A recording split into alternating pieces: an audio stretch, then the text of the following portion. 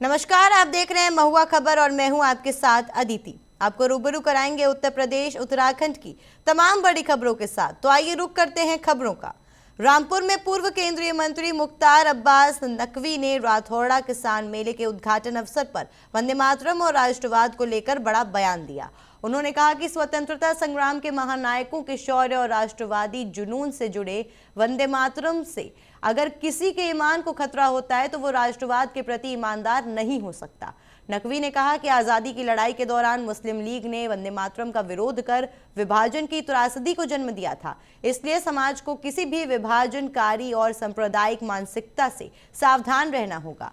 नकवी ने स्पष्ट किया कि वंदे मातरम कोई महजबी गीत नहीं बल्कि राष्ट्रवादी गौरव का प्रतीक है। भारतीय राष्ट्रवाद की आत्मा किसी भी धर्म की आस्था को नुकसान नहीं पहुंचाती। उन्होंने कहा कि सनातन का संस्कार ही पंथ निरपेक्षता का आधार है और भारत में बहुसंख्यक समाज के संस्कारों ने ही धर्म निरपेक्षता की मंजूरी दी है और उसे देखिए, राठौड़ा के इस ऐतिहासिक शिव मंदिर में जो हर वर्ष की बार की तरह इस बार भी जो मेला हो रहा है उसमें हमें आने का अवसर मिला है। मैं सौभाग्यशाली हूँ कि लगातार वर्षों से इस राठौड़ा के ऐतिहासिक शिव मंदिर में जलाभिषेक करने का भी मौका मिलता है और साथ ही साथ जो है वो इस मंदिर के आशीर्वाद भी मिलता है। देखिए, राठौड़ा के इस ऐतिहासिक शिव मंदिर में जो हर वर्ष की बार की तरह इस बार भी जो मेला हो रहा है उसमें हमें आने का अवसर मिला है। मैं सौभाग्यशाली हूँ कि लगातार वर्षों से इस राठौड़ा के ऐतिहासिक शिव मंदिर में जलाभिषेक करने का भी मौका मिलता है और साथ ही साथ जो है वो इस मंदिर के आशीर्वाद भी मिलता है। कन्नौज में महाशिवरात्रि से पहले माहौल पूरी तरह भक्तिमय नजर आया। शनिवार सुबह से प्राचीन बाबा गौरीशंकर मंदिर में महिलाओं ने शिवलिंग पर हल्दी अर्पित कर विशेष पूजा अर्चना की। बड़ी संख्या में श्रद्धालु महिलाओं ने भगवान शिव, माता पार्वती और उनके परिवार को हल्दी लगाकर विश्व मंगल, सौभाग्य और सुख समृद्धि की कामना की। हल्दी अर्पण की इस परंपरा को वैवाहिक सुख और परिवार की उन्नति का प्रतीक माना जाता है। मंदिर परिसर हर हर महादेव, जय शिव शंभु और जय मां पार्वती के जय घोष से गूंज उठा। मंदिर कमेटी के अध्यक्ष ने बताया कि बाबा गौरीशंकर मंदिर का शिवलिंग स्वयंभू है और इसकी गहराई आज तक ज्ञात नहीं हो सकी है। मुख्य पुजारी ने वैदिक मंत्रोच्चार के साथ हल्दी रस्म संपन्न कराई और बताया कि शिवरात्रि से पहले हल्दी अर्पणा इतना क्यों जरूरी होता है और इतना क्यों शुभ माना जाता है, जिससे भगवान शिव और माता पार्वती का आशीर्वाद प्राप्त होता है। जैसा कि सभी को विदित है, आगामी 15 तारीख को महाशिवरात्रि का पावन पर्व आ रहा है, तो इसमें हम बाबा का विवाह संपन्न करवाते हैं। तो विवाह पूर्व के जो भी रस्में होती हैं, जैसे हम अपने घरों में हर्षोल्लास से विवाह करते हैं, उसी तरीके से हम अपने मंदिरों में भी बाबा का विवाह कार्यक्रम मनाते हैं। बाबा के दरबार में आप जैसे भी देख रहे हैं, यहाँ पे सब चल रही है, आप सजावट चल रही है, शिवरात्रि के लिए सब काम हो रहा है। काफ़ी दूर दूर से यहाँ पे श्रद्धालु आते हैं पूजा करने, बहुत दूर से। काफ़ी यहाँ पे विदेशी पर्यटक भी आते हैं बाबा का इतिहास जानने, मंदिर का इतिहास जानने और मंदिर के बारे में। यहाँ की मान्यता ये है कि आप कभी भी, जब भी आप यहाँ पे आएँ, कुछ भी आप बाबा को अर्पित करें, आज आप सच्चे मन से ही बाबा के दर्शन ही कर लें, मात्र आपकी सारी मनोकामनाएं पूरी होती। कानपुर पुलिस ने नशीली दवाओं के खिलाफ बड़ी कार्रवाई करते हुए अवैध कोडीन सिरप तस्करी के नेटवर्क का भंडाफोड़ किया है। पुलिस ने 25,000 रुपए के इनामी आरोपी को गिरफ्तार भी कर लिया है। पुलिस उपायुक्त SK सिंह ने बताया है कि 12 अक्टूबर 2025 को औषधि निरीक्षक कानपुर नगर और संबंधित विभागों की संयुक्त टीम ने देवनगर अनवरगंज स्थित मेसर्स बालाजी मेडिकल स्टोर पर छापा मारा। निरीक्षण के दौरान करीब 2100 बोतल कोडीन युक्त कफ सिरप और 10,800 से अधिक एल्प्राइजोलम युक्त टैबलेट्स बरामद की गई हैं। ये दवाइयां बिना वैध लाइसेंस के अवैध रूप से संग्रहित और बेची जा रही थी। बरामद माल की कीमत लाखों रुपए आकी गई है। DCP ने बताया कि आरोपी लंबे समय से इस अवैध कारोबार में सक्रिय था और उस पर 25,000 रुपए का इनाम घोषित था। देखिए, 25,000 का रिवार्डी है सुमित केसरवानी, जिसका बालाजी मेडिकल स्टोर है और जिसका रायपुरवा में मुकदमा लिखा गया था। प्रारंभिक विवेचना इसकी अनुराग मिश्रा ने की थी, फिर वरिष्ठ अधिकारीगणों के आदेश से ये क्राइम ब्रांच में ट्रांसफ़र हुआ था और इंस्पेक्टर हमारे सूर्यबली इसकी विवेचना कर रहे हैं और ये एक्यूज अरेस्ट हुआ है और इससे जो है जो ईदगा कंपनी है लखनऊ की, उससे इनके यहाँ से सिरप बरामद हुआ है। वो सिरप की डिटेल प्रेस नोट में है। देखिए 25,000 का रिवार्डी है सुमित केसरवानी।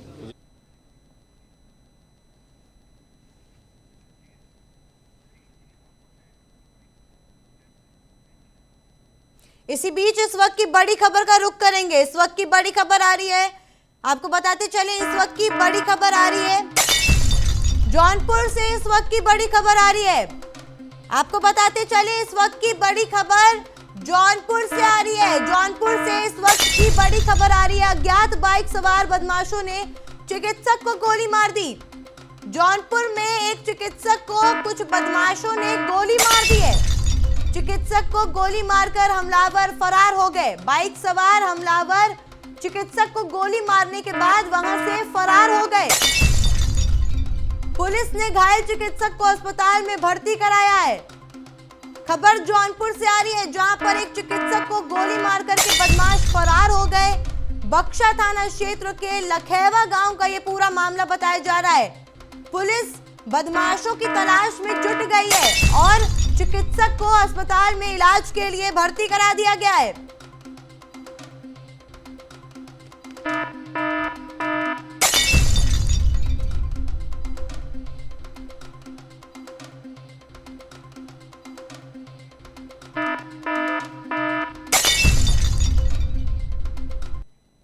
अब रुक करेंगे खबरों का। कानपुर में ब्लू चिप कंपनी में निवेश के नाम पर हजारों लोगों से ठगी करने वाले महाठग रविंद्र सोनी की अवैध संपत्तियों पर अब शिकंजा कसने की तैयारी है। एसआईटी जांच में खुलासा हुआ है कि आरोपी ने करीब 700 से अधिक लोगों से लगभग 1500 करोड़ रुपए की ठगी की थी। पुलिस पहले ही रविंद्र सोनी को गिरफ्तार करके जेल भेज चुकी है। जांच में सामने आया है कि आरोपी की दुबई, दिल्ली, गुरुग्राम और देहरादून में करोड़ों रुपए की संपत्तियां हैं। उसकी 2 पत्नियों के नाम पर भी भारी संपत्ति दर्ज पाई गई है।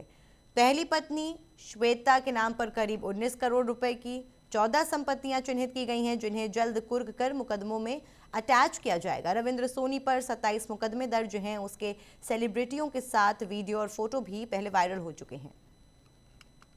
देखिए, ये जो बड़ा स्कैम जो अनर्थ किया था कानपुर पुलिस के द्वारा, इसमें कई मुकदमे जो अक्यूज आप बता रहे हैं उनके खिलाफ लिखे गए थे और उन सभी मुकदमों में और उनके जो परिवार के जितने भी सदस्य हैं उनके संबंध में जितनी भी प्रॉपर्टीज उन्होंने अर्जित की है ये स्कैम के बाद में, उसकी हम लोग वेरिफिकेशन कर रहे हैं। जैसा कि आप बता रहे हैं कि अभी लगभग 19 करोड़ रुपए की जो वर्थ प्रॉपर्टीज हैं वो आइडेंटिफाई हुई है और उसके सीजर के लिए हम लोग जो कोर्ट प्रोसीजर है रेलेवेंट BNSS की सेक्शंस में हम लोग आगे उसमें प्रोसीड कर रहे हैं और हमें लगता है कि जल्दी ही माननीय न्यायालय के निर्णय के बाद में इसको हम लोग कुर्की को एग्जीक्यूट। मथुरा के विश्व प्रसिद्ध श्री बांके बिहारी मंदिर में शनिवार सुबह से नई व्यवस्था के तहत श्रद्धालुओं ने रेलिंग के माध्यम से दर्शन किए। मंदिर के पट खुलते ही भक्तों को मंदिर प्रांगण में लगाई गई रेलिंग से होकर अपने आराध्य ठाकुर बांके बिहारी के दर्शन कराए गए। इस नई व्यवस्था से श्रद्धालुओं को भीड़ से दबाव से राहत मिली और दर्शन प्रक्रिया अधिक सुगम नजर आई। पहले भक्तों को प्रांगण में खड़े होकर भारी भीड़ के बीच दर्शन करने पड़ते थे, जिससे धक्का मुक्की की स्थिति बन जाती थी। भीड़ नियंत्रण और सुरक्षा को ध्यान में रखते हुए मंदिर प्रशासन ने रेलिंग व्यवस्था का ट्रायल शुरू किया। बहुत अच्छे दर्शन हुए, रेलिंग पे लगी है स्टेज से और बहुत खुशी हो रही है कि हम पहली बार वैलेंटाइन डे मना रहे हैं, वो भी बिहारी जी के साथ में मना रहे हैं और मैं चाहती हूँ कि सभी लोग आए, बिहारी जी के दर्शन करें और बिहारी जी सब पे अपनी कृपा बनाए रखें। तो मैं क्या बहुत अच्छे दर्शन हुए, रेलिंग पे लगी है स्टेज से और बहुत खुशी हो रही है कि हम पहली बार वैलेंटाइन डे मना रहे हैं, वो भी बिहारी जी के साथ में मना रहे हैं और मैं चाहती हूँ कि सभी लोग आए, बिहारी जी के दर्शन करें और बिहारी जी सब पे अपनी कृपा बनाए रखें। तो मैं क्या फर्रुखाबाद में सड़क दुर्घटनाओं पर अंकुश लगाने के लिए जिला प्रशासन सख्त नजर आया। डीएम और एसपी ने बरेली इटावा हाईवे पर चिन्हित ब्लैक स्पॉट का निरीक्षण किया और दुर्घटना प्रभावित स्थानों का जायजा लिया। अधिकारियों ने स्पष्ट निर्देश दिए कि हादसे की रोकथाम के लिए संवेदनशील स्थानों पर तत्काल बैरिकेड्स लगाए जाएं। हाईवे किनारे अतिक्रमण कर दुकानें संचालित कर रहे लोगों को हटाने के आदेश भी दिए गए। निरीक्षण के दौरान लिंक एक्सप्रेसवे को लेकर पीडब्ल्यूडी कर्मियों के साथ नापजोक कराई गई। सड़क किनारे बने कई भवन अतिक्रमण की मदद से पाए गए, जिन पर कार्रवाई के संकेत भी दिए गए हैं। पूरा मामला थाना राजेपुर क्षेत्र का है। प्रशासन ने स्पष्ट किया है कि सड़क सुरक्षा से किसी तरह का समझौता नहीं किया जाएगा। देखिए, लगातार एक्सीडेंट की संख्या बढ़ती जा रही है और उसमें फेटिलिटी भी बढ़ रही है और मृतकों की संख्या, एक्सीडेंट की संख्या में काफ़ी इजाफा हुआ है। उसी क्रम में हम लोग जहाँ जहाँ ऐसी घटनाएं ज़्यादा हो रही हैं उन एरियाज में पूरी टीम के साथ पुलिस, CRPO, पीडब्ल्यूडी और AIS सभी टीम के साथ हम लोग भ्रमण कर रहे हैं ताकि उन जगहों पर साइट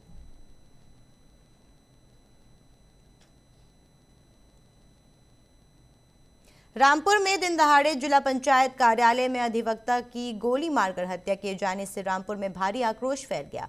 घटना के विरोध में अधिवक्ताओं ने एकजुट होकर कलेक्ट्रेट परिसर में प्रदर्शन किया और पुलिस प्रशासन के खिलाफ नाराजगी जताई। अधिवक्ताओं ने अधीक्षक को ज्ञापन सौंपते हुए हत्या में शामिल आरोपियों के खिलाफ कठोर कार्रवाई की मांग की। पुलिस के अनुसार इस मामले में 2 लोगों के खिलाफ नामजद मुकदमा दर्ज किया गया है। मुख्य आरोपी जिला पंचायत में तैनात असगर अली को हिरासत में ले लिया गया है, जबकि अपर मुख्य अधिकारी नीरज रस्तोगी फरार है, जिसकी तलाश जारी है। बताया जा रहा है कि अधिवक्ता फारूक और असगर अली के बीच तीखी नोकझोंक और हाथापाई हुई। इसी दौरान असगर अली ने अपनी लाइसेंसी रिवॉल्वर निकाल ली और विवाद के बीच गोली चल गई जो अधिवक्ता फारूक के सीने में लगी। वहीं असगर अली भी अपनी ही रिवॉल्वर से निकली गोली से घायल हुआ। घटना का सीसीटीवी फुटेज सोशल मीडिया पर वायरल है, जिसमें पूरी वारदात कैद बताई जा रही है। एसपी साहब ने हमें ये कहा है कि 24 घंटे के अंदर जो दूसरा मुलजिम है उसको गिरफ्तार कर लेंगे और जो मेन मुलजिम है उसकी प्रॉपर्टी को बुलडोजर द्वारा तोड़वा दी जाएगी और जांच की जाएगी कि उसका ये प्रॉपर्टी कहां से आई। और तीसरा ये उन्होंने आश्वासन दिया है कि सिविल लाइन जो इंस्पेक्टर था, जो हमें हमारे सारे वकीलों को पूरा उस पर शक है कि इस तरीके, क्योंकि एक जो वीडियो पर एक डाली गई थी कि वो भाग रहा है और उसकी बीवी उसके पीछे भाग रही है, वो हटा दी गई है। इसलिए हमारे पूरे अधिवक्ता गण को उस पर शक है कि इंस्पेक्टर ने ये क्यों किया। उन्होंने आश्वासन दिया है कि जो इंस्पेक्टर सिविल लाइन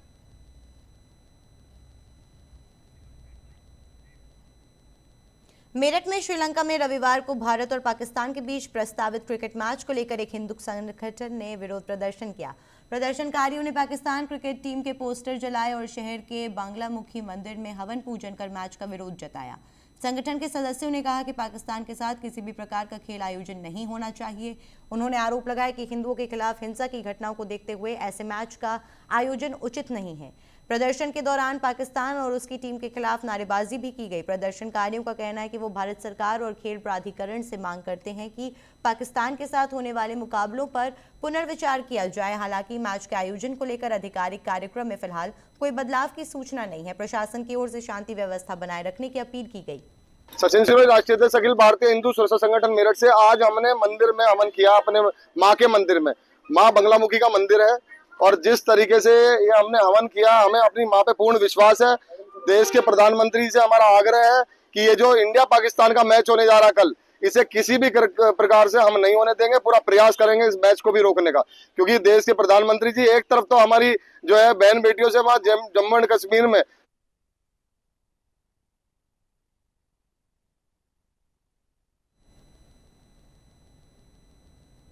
कानपुर में भारत और पाकिस्तान के बीच कल आयोजित होने वाले T20 मैच को लेकर देश भर में जबरदस्त उत्साह देखने को मिल रहा है। इसी कड़ी में कानपुर के काकादेव क्षेत्र में शिक्षक आशीष श्रीवास्तव और स्थानीय क्रिकेट खिलाड़ियों ने भारत की जीत के लिए हवन पूजन किया। हवन के दौरान भारत की जीत और खिलाड़ियों के बेहतर प्रदर्शन की कामना की गई। आशीष श्रीवास्तव ने कहा कि जिस तरह भारतीय सेना ने ऑपरेशन सिंदूर में पाकिस्तान को मुंहतोड़ जवाब दिया था, उसी तरह भारतीय क्रिकेट टीम भी मैदान में शानदार प्रदर्शन करेगी। उन्होंने ये भी दावा किया कि पाकिस्तान की टीम पहले मैच खेलने से हिचक रही थी क्योंकि उसे हार का डर था। स्थानीय खिलाड़ियों ने भरोसा जताया कि कानपुर के स्टार स्पिनर कुलदीप यादव सहित भारतीय गेंदबाज अधिक से अधिक विकेट लेकर टीम इंडिया की जीत सुनिश्चित करेंगे। शहर में क्रिकेट प्रेमियों के बीच मैच को लेकर खासा उत्साह है और लोग भारत की जीत के लिए दुआएं और प्रार्थनाएं कर रहे हैं।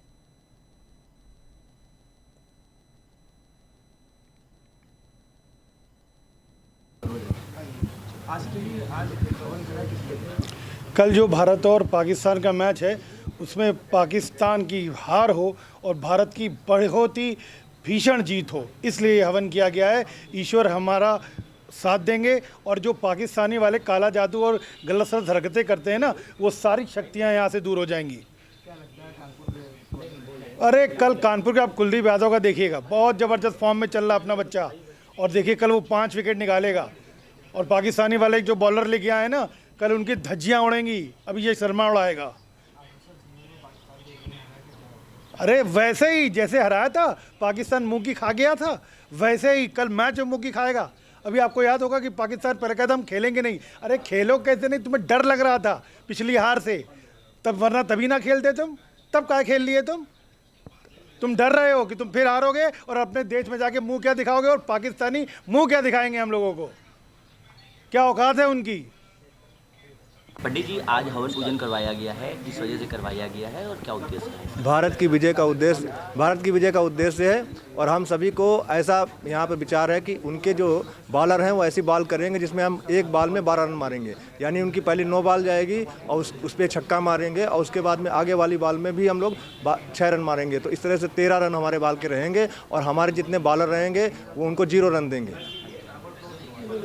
आज हवन करवाया गया है, किन मंत्रों उच्चारण का इसमें इस्तेमाल जो है वो किया गया है? वैदिक मंत्रों का उच्चारण है, तांत्रिक मंत्रों का उच्चारण है, और जो है लौकिक मंत्रों का उच्चारण है, और कुछ रामायण के मंत्रों का उच्चारण है। इन सभी मंत्रों का सामूहिक उच्चारण करके जिनकी जो काली शक्तियाँ उन सबको नष्ट करने के लिए हमारे मंत्रों का उच्चारण यहाँ पे करके सामूहिक प्रयास किया गया है, और आप सभी का इसमें प्रयास साथ में सहयोग है, और आपकी प्रसन्नता बता रही कि हम सभी जीतने ही वाले हैं। क्या नाम है आपका? मेरा नाम आर्यमन राजपूत है। आज यहाँ पर हवन पूजन करवाया गया है, क्या उद्देश्य है इसका, और कल मैच है उसको किस तरीके से आप लोग देख रहे हैं? इस हवन का उद्देश्य हम लोग जो हमारे सर आशीष श्रीवास्तव जी ने कराया है, इसका उद्देश्य है कि कल के मैच में जो इंडिया का पाकिस्तान के विरुद्ध है ICC T20 विश्व कप का, उसमें भारत को एक तरफा बहुत बड़ी जीत मिले पाकिस्तान के विरुद्ध। सब कैमरे में देखो। और मैं चाह रहा हूँ कि कल के मुकाबले में भारत बहुत अच्छा प्रदर्शन करे। पाकिस्तान कह रहा है कि उनके पास बहुत अच्छे बॉलर्स हैं, तो इसको किस तरीके से आप देख रहे हैं? देखिए, पाकिस्तान का भारत से कोई कंपैरिजन ही नहीं है। वो कितना भी अच्छा प्रदर्शन कर लें, कितना भी अच्छा कह दें, वो सब मैच के बाद कहते हैं। मैच में भारत पाकिस्तान को एक तरफा ही हमेशा प्रदर्शन किया है, प्रदर्शन में आई है। China man bowler. प्रदेश सरकार के मंत्री असीम अरुण ने बागपत दौरे के दौरान मुख्यमंत्री योगी आदित्यनाथ के बयान कायदे में रहोगे तो फायदे में रहोगे की विस्तृत व्याख्या की। उन्होंने कहा कि मुख्यमंत्री के इस कथन का सीधा संबंध प्रदेश में कानून के राज की स्थापना से है। मंत्री ने स्पष्ट किया कि उत्तर प्रदेश में अब कानून सर्वोपरि है और किसी भी व्यक्ति के साथ भेदभाव नहीं किया जाता। जो भी कानून का उल्लंघन करेगा उसके खिलाफ सख्त कार्रवाई की जाएगी। मंत्री असीम अरुण ने कहा कि मुख्यमंत्री के नेतृत्व में प्रदेश में सुशासन स्थापित हुआ है और अपराध पर प्रभावी नियंत्रण पाया गया है। उन्होंने कहा कि कायदे में रहोगे तो फायदे में रहोगे का आशय यही है कि जो व्यक्ति नियमों का पालन करेगा उसे शासन की योजनाओं और विकास का लाभ मिलेगा। इस दौरान मंत्री ने प्रदेश के बजट को लेकर भी सरकार का पक्ष रखा। उन्होंने बताया कि उत्तर प्रदेश का अब तक का सबसे बड़ा बजट है जिसे विकास के केंद्र में रखकर तैयार किया गया। बजट में किसान, नौजवान, शिक्षा और स्वास्थ्य जैसे क्षेत्रों को विशेष प्राथमिकता दी गई है। फिलहाल के लिए बस इतना ही। आगे की जानकारी के लिए बने रहिए और देखते रहिए महुआ खबर।